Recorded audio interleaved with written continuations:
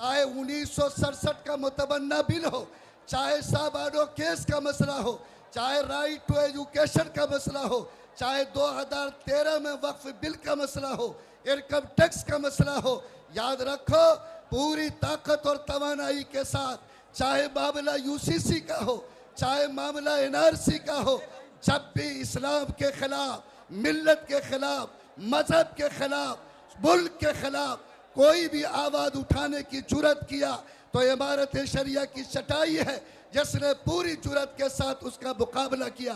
आज वही ताकत है जिसने आपको इस मैदान में इकट्ठा किया है। आप पूरी ताकत के साथ कहो कि इमारत शरिया पे हमारा एतमाद जिंदा है। अमीर शरीयत आगे बढ़िए, हम आपके साथ हैं। बिस्मिल्लाहिर्रहमानिर्रहीम।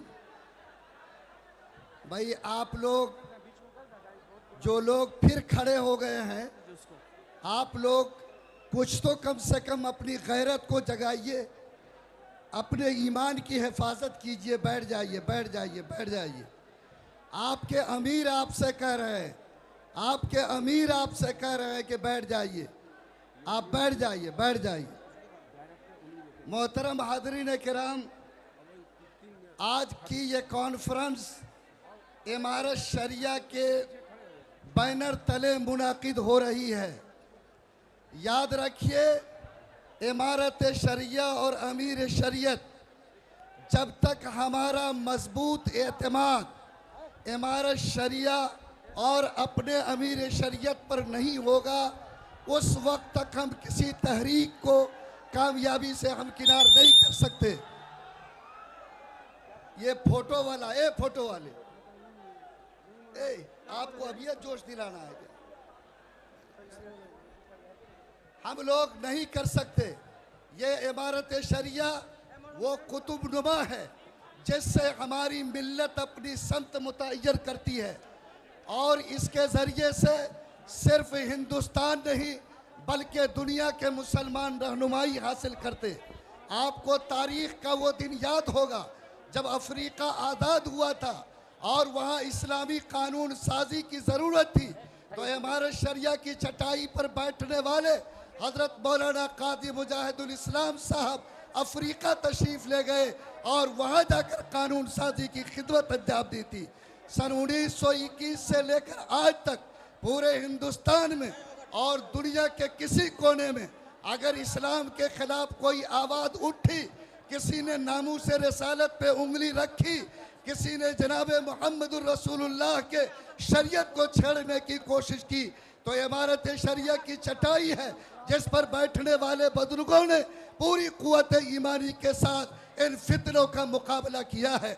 चाहे 1967 का मुतबन्ना बिल हो, चाहे साबानो केस का मसला हो, चाहे राइट टू एजुकेशन का मसला हो, चाहे 2013 में वक्फ बिल का मसला हो, इनकम टैक्स का मसला हो, याद रखो पूरी ताकत और तवानाई के साथ, चाहे मामला यूसीसी का हो, चाहे मामला एनआरसी का हो, जब भी इस्लाम के खिलाफ, मिल्लत के खिलाफ, मजहब के खिलाफ, मुल्क के खिलाफ कोई भी आवाज़ उठाने की जुर्रत किया तो इमारत शरिया की चटाई है जिसने पूरी जुर्रत के साथ उसका मुकाबला किया।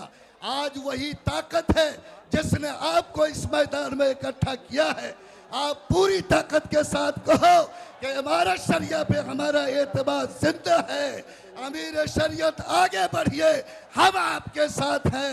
ये कुव्वत ईमानी, ये जज्बा ईमानी अगर आप में मौजूद है तो तहरीक कामयाब है।